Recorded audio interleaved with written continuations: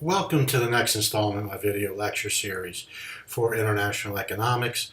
And in this particular video, I'm going to give you a review of week 10, and this is when Module 2 test is occurring. Remember that you have 2 attempts with the highest score counting towards your grade for the course. There are 82 questions in this particular section, which is more than the Module 1 test, but this particular section is much less technical. All right, this will probably take you less time than it did for the module number 1 test. So be aware of that. Also, I wanted to give you a breakdown of the distribution of where the questions are coming from. And as you can see, it's a fairly even distribution.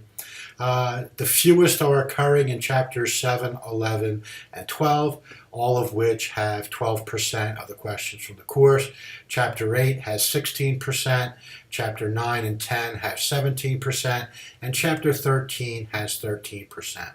So make sure you're aware of that it's relatively evenly distributed, but the heaviest chapters in terms of number of questions are chapters 8, 9, and 10. So be aware of that. Also, if you were comfortable with your performance in the previous chapters on the homeworks and quizzes, etc., I would just recommend that you take your first attempt on the test. And then if you are not happy with how you did on your first attempt, review the questions that you got wrong using the question help drop-down menu, which is available in the review mode from the test or the module number 2 test. So after your first attempt, if you're thinking about taking it again, use that. That's available to you. That question help drop-down menu is only available in the review mode. It's not available to you while you're taking the test.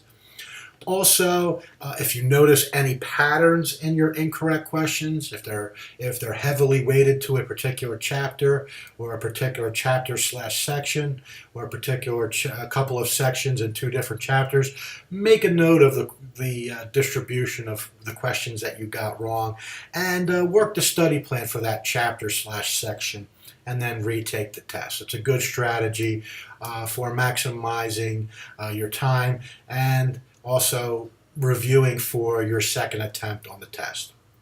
If you weren't so comfortable with your performance on the previous chapters, I would recommend that you go back to the patterns that you noticed from your quizzes from the previous 4 weeks. So anything that you thought you had difficulty with from the previous chapters, any particular sections, work the study plan for those chapters/sections that you had difficulty with over the previous few weeks as a review before attempting the test.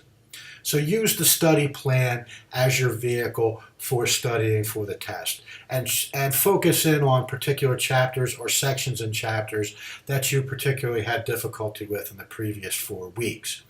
So then you could take the test, and then once you take the test, again, if you're unsatisfied with your score and you think you can do better, review the questions you got wrong using that question help drop-down menu. Remember, this is only available in the review mode. It's not available to you while you're taking the test. And then when you take a look at the questions that you got wrong, see if you can note any patterns in your incorrect questions. Are they bunched up in a particular chapter or in a particular chapter/section, and work the study plan for that chapter or for the sections in different chapters that you had the most difficulty. Then retake the test. I think that by following that strategy, it's a very efficient way of studying, and by following this, hopefully you will improve your knowledge and also improve your performance on the module number 2 test.